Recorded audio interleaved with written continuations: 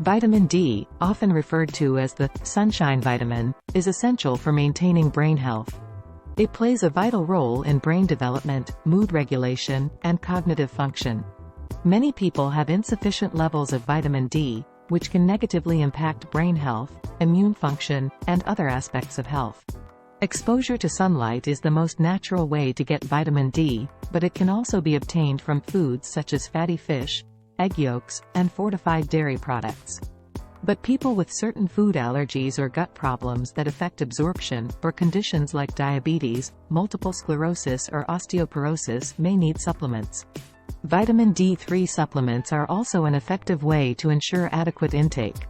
Studies have shown that maintaining optimal vitamin D levels can improve memory, reduce the risk of depression, and protect against cognitive decline.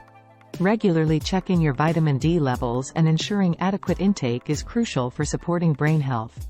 For more quick tips and in-depth information, check out the links in the description below to claim your copies of our free guides and cheat sheets on topics like this one.